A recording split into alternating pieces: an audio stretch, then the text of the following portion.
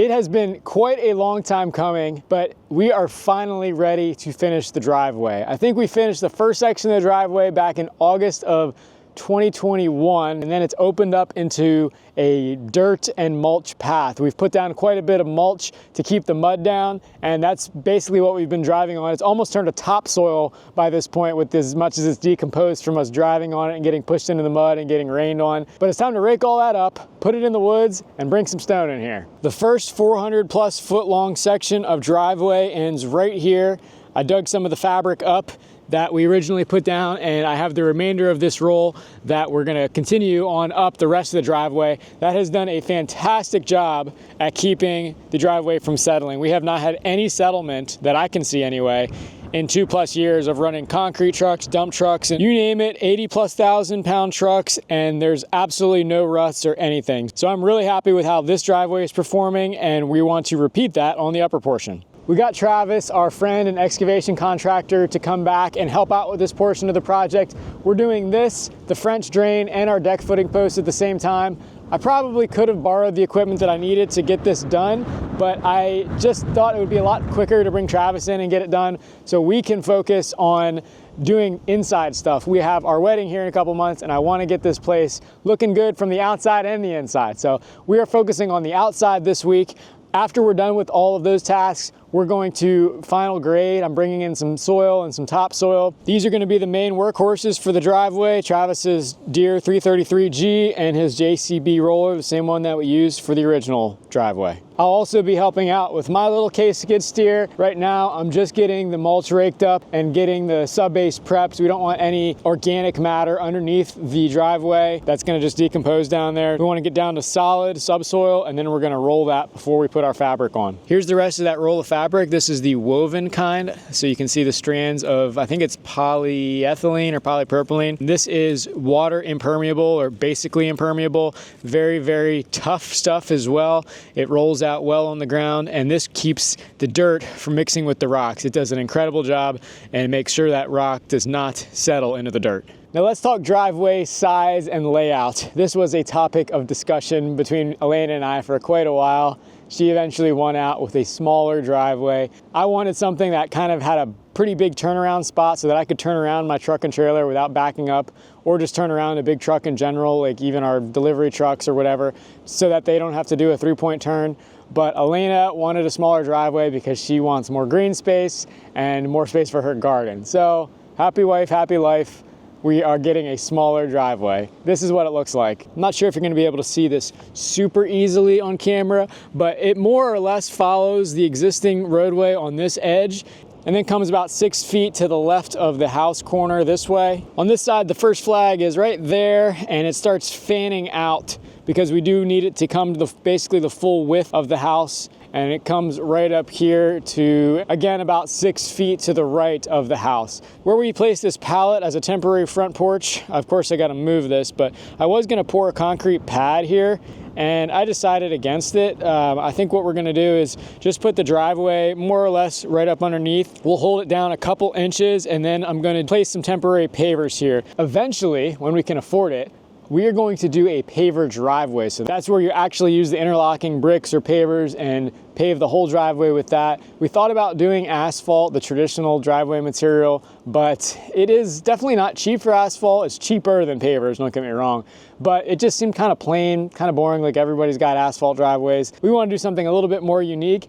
And the cool thing about pavers is it is DIY-able. It's not easy. If you don't do your homework, you're not going to end up with a good result, but you don't need any crazy specialty machinery. You don't need dump trucks full of hot mix asphalt. You don't need big vibratory rollers or an actual asphalt paving machine, which is why you typically have to hire a paving contractor to get an asphalt driveway. So we're gonna save some money, do our paver driveway ourselves, but we need a good solid base. And that's why we're putting down the gravel base here first. 8 to 10 inches or so of the compacted 2A gravel. It's coming from the same quarry as we got our original driveway from, so the color should match roughly anyway. And it is 2-inch minus, so that's big 2-inch stones down to fines. We're basically sand. And the nice thing about the finds is it kind of works its way in between all of the rocks, especially when compacted with a vibratory roller, and it really locks everything together. It is like solid as a rock. So that is why our existing driveway has performed as well as it has. It did wash out a little bit that very first rain because we didn't make the ditch wide enough, but we learned that lesson the hard way and we should be good here. Speaking of handling rain and slope, the plan for that is to more or less slope all of this to the left there. And then as the fan sort of converges back to a single lane where the skid steer is sitting, we're gonna have to crown that road a little bit so that some of the water drains off to the right side, some of the water drains off to the left. We have a berm way down there on the right side to prevent the water from going all the way down the ditch, and instead it's held in a little bit of a retention pond. The left side here, it will just sort of diffuse into the woods. So I'm gonna hop back on the skid steer. I'm gonna clean this mulch and topsoil mixture really up, move it into the woods, into a pile. And then the next step, in order to keep our stone in place, I wanna use some of this dirt that we've just dug out of our French drain trench to sort of line the edges of the driveway as a little bit of a berm. That way when we dump the stone on the driveway, it doesn't spill over the edges and it's sort of contained by the dirt. And then we'll take more dirt, some decent soil that I'm actually getting imported that doesn't have rocks in it, and berm down from the edges of the driveway. That way it's a nice gradual slope. It's gonna shed water obviously, but more importantly, it will allow me to still drive off the edge of the driveway. We don't have just like a cliff of 10 inches of stone down to existing grade. We're gonna sort of feather it out and then we'll seed and straw that. The next morning I greased my skid steer and then apparently wiped my nose with my greasy gloves. So feel free to laugh, but please excuse my face. It's the morning of day 2 for the driveway, and today a bunch of dump trucks are going to be arriving, not only with stone, but also with some dirt for both our French drain and our final grading. Before we get any stone down and up against the house, I want to finish our slab insulation task that's been waiting until this long. We poured the garage slab aprons out and over top the foundation wall, and so those edges where those garage doors are not insulated technically. We have a radiant heated slab, so I want to keep that slab as insulated from the outdoors as possible. All of the interior perimeter and underneath the slab is all insulated with 2-inch XPS, so the slab is essentially floating. But right here at the garage door aprons, which is a pretty substantial amount because we have 3 big garage doors, it is not technically insulated. So before we put our driveway in, I want to put this 2-inch XPS scrap in as sort of a thermal break. These are some scraps left over from our under slab insulation task. I got my circular saw out here. The only special detail is I'm going to bevel the one edge slightly so that when I put it up against the garage apron and then we backfill with stone, you don't see the whole 2-inch width of this XPS and we're not driving over top of that. It's just a little sliver of it and it'll pretty much get covered with the stone. And before I could even get started, I see the first dump truck coming. I think he's got soil, so we're gonna have to clear a spot for him over here. I think this is gonna be okay next to this decorative stuff.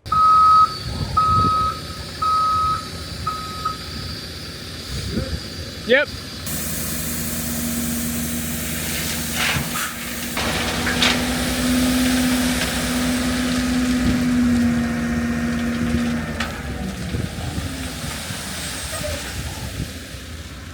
Well, I could pretty much tell as soon as he dumped it that this was not the same level of fill as what I got for the septic system, which had almost no rock in it. He did say this was at the edge of the pile, but yeah, this is not gonna grow grass very well, unfortunately. So I had him change the other 4 loads I have scheduled today to actual topsoil. I had 5 loads total. Originally 2 of the 5 loads were gonna be topsoil. I think I'm gonna make 4 of the 5 loads topsoil because we're gonna spend more time picking rocks out of this than anything. So we'll be able to use this for some fill, I think, but this is not going to be grass material though.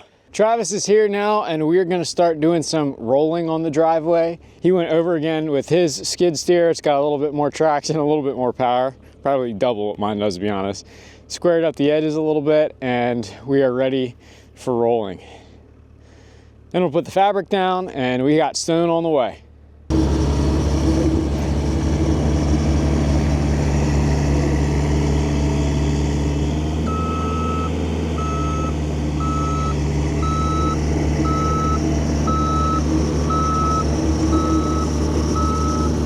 And look what we got coming up the hill. That's the first load of stone. That might be the 57s for the French drain, but I'm sure the 2A is right behind it for the driveway.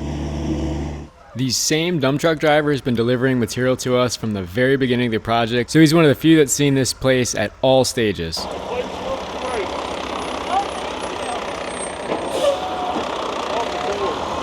Me too, I love them.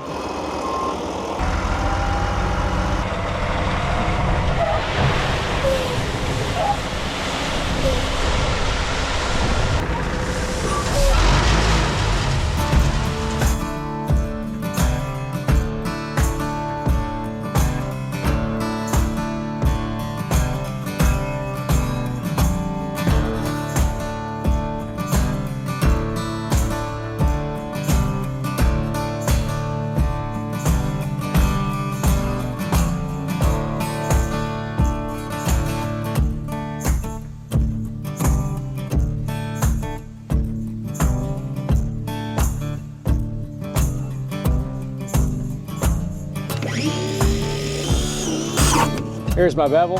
It's like a 30-degree bevel or something. Here's the idea for that. Cover this whole exposed edge here, because this is all, down to this block anyway, is uninsulated. We have insulation on the inside of the block, but this will give us a little bit of a thermal break from the edge of the slab to the outside. The slabs lose 80% of their energy through the perimeter. Yeah, the bevel's the toughest part. Just get so stuck. Oh, come on. Are you serious? It wasn't frozen the last time that I used it, but something's coming out. Yep.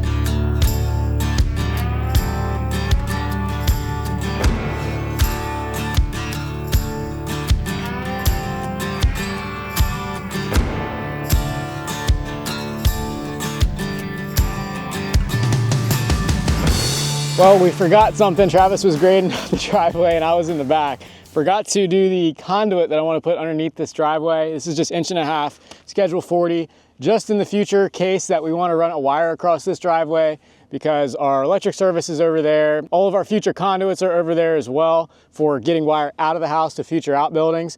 So if we ever want to put something over there that needs power, it's going to be a little bit more difficult if we don't have something under the driveway that we can cross easily. So just this little guy, we haven't rolled this yet, so we'll just trench it out real quick with a shovel, rebury it, and then roll it, and we will have something that we can easily fish a wire through in the future. We'll grade it back out. We call it your inspection trench. Made sure I didn't get real thin at the edge. How deep is it? You're probably a good 6-8 inches there. Every bit. Honestly though, the soil is so freaking hard. Like, even Steve made a comment on that too. He was like, the ground here is just unbelievably tough. The dump truck driver. I mean, 80,000 pound dump truck doesn't even leave a mark. We did a little squiggle, but that's all right. I'm gonna fold it back. Best practice for anything that might see rainwater is to overlap it going downhill in a shingled fashion.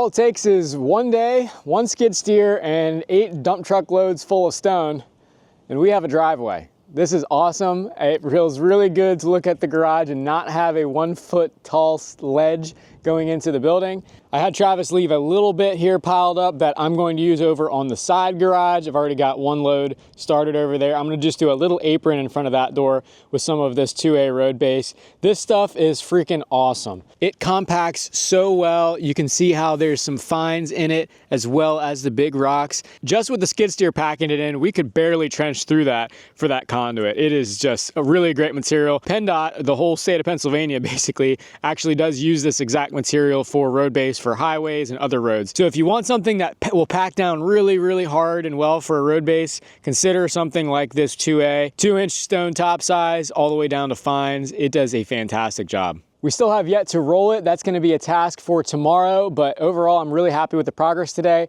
especially because we were working on the French drain too. So that's going to be in a different video, but we got all the fabric, the pipe, the stone in that, and so we got a pretty good amount done, especially because we had to do some hand digging on that underneath our septic pipes. That alone probably took 45 minutes. So tomorrow we'll be running the roller on the driveway to get it all smoothed out, super compact. Then it's just a matter of adding some soil at the edges to sort of berm up to the edge of the driveway. That way we can easily drive off the driveway and into the lawn when inevitably we're going to need to do that in the future. It also helps keep the stone kind of contained and keep it from sloughing off in the future. So we'll add some soil there, plant some grass, and it'll be nice and stabilized. And this was certainly unplanned, but after we did this little bit in front of the garage, we literally have like less than 6 wraps. This roll was left over from the 2 that I had to buy for the main driveway. We used 1 and change, and this guy just did enough of the driveway, so we got really lucky on that. I'll use the remainder of this roll as both a weed barrier and water shedder. I'll take some more 57s because we have those left over from the French drain, slope this out from the base for about 4 feet or so, and then roll that fabric on it. And then on top of that, we have some decorative river rock that we'll be putting down for the final course. All in all, a super productive day, and we have a lot in store for tomorrow. So let's get some rest.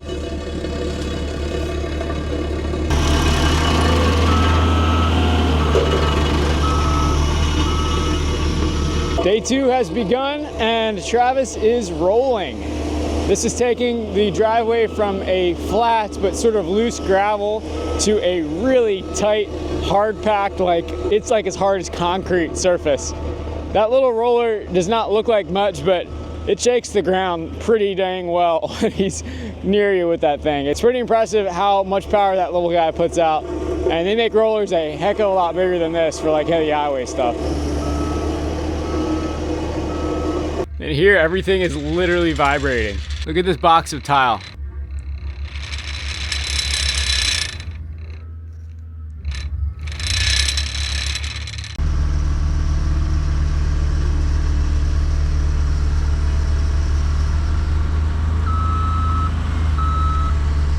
The driveway is officially placed and compacted, and tonight we're getting some really big rains, and it's going to be the first test of how well this does for shedding water. In general, just because of the hillside, all the water is going to sort of slope and go towards the woods over there. But as we're coming into where the single lane forms, Travis left a little bit of crown on the road, so the idea is any water coming straight down the driveway finds its way to one edge, and then we have a little retention pond hole thing over there lined with rock, and on the other side here it can just go into the woods. Of course, now we have our trench for our security camera going in, so unless I get that backfilled before tonight, it's probably going to fill with some water. But that's the idea, and Elaine and I are going to be on standby tonight watching and waiting to see what the water does to this driveway. Only the real fans of Mason-Dixon Acres will remember this, but when we first put our initial driveway in, on the very first big rain, the whole edge of it washed out, and we have a whole video on it. I'll link to it. But we thought the driveway looked amazing that day, and we didn't realize that the ditch was not quite large enough, and the water just made the ditch exactly the size it needed to be. So after that, it's been fine. We've never had an issue after the ditch was made to the size it should have been, but that's what you just don't know what you don't know, and we're gonna definitely wait and see when it comes to this driveway. Fortunately, we have the best test coming up tonight, and all Travis's equipment is still here, so we can fix whatever we need to relatively easily if we find that the water is not flowing quite right. I gotta say though, having this driveway up here makes this look like a totally different house. Like, it really sets off the front of the house I love how it sort of gradually curves over this way and then curves back in. Makes this look like it's starting to become a finished house. Disregard our ugly little pallet table that we have here. We need to move that to do this camera trench, but yeah, it feels much nicer, and I'm sure all the UPS and FedEx people are going to really appreciate not having to turn around in the dirt and mulch now. They have an actual stone surface to turn around on. All right, morning after the big rain. Well, it's still raining. It rained all last night, starting at about 1 in the morning. It's actually doing pretty well. And actually, I don't expect anything different because this is not a real heavy rain. It's just like a solid, consistent rain and just a lot of it. So luckily, the edges have not washed out or anything. You can tell most of the water coming off the hillside anyway is coming on this right side here. And as soon as it kind of hits the edge of the driveway, it's going into our little storm retention pond over there. I see now that there's a little bit of water coming out over the driveway and starting to flow down. I think we're gonna have to do a little bit of a low spot over there. That's kind of where it starts right here, in order to make sure that all of that water gets diverted this way, where all this water's coming. And then this is the hole that I dug right after the driveway first washed out. You can see it's actually working quite well. Lined it with some rock on the edges, and it totally soaks up all of that runoff. It just sort of pools there and then allows it to soak into the ground. So it's been about 2 weeks with the driveway, and we are absolutely loving having it. Curb appeal is roughly 10 times what it was before the driveway. We've witnessed a good bit of rain. We haven't had a torrential downpour at this point, but we had 6 inches of rain across like 4 or 5 days last week. So a lot of rain. It's just finally now drying out. A little bit of silt washed up onto this right edge, just a little bit. So before Travis took his Mini home, I had him make the swale a little bit deeper that heads down into that catch basin. That worked perfectly. And then off this side, the crown sends the water there and down that direction right towards the electric transformer. Actually, it's probably not the best place for it, but it kind of diffuses into the woods there. We had some number 57 stone left over as well, and so I just used that to make a little bit of an extension on the edge of this driveway. Gives us roughly a half a parking space. It is incredible though, the difference between the 2A and the 57s. I'm so glad we got the 2A for the main driveway. The 57s just do not compact. They always stay sort of loose and gravelly, whereas the 2A basically is like hard as concrete. You can scrape the top off if you're really doing something crazy in a vehicle, but it is hard as a rock, where the 57s is more just like a gravelly, loose feeling. So that's it for the driveway. If you have any questions, leave them in the comments. As always, thanks for watching, and we'll see you on the next one.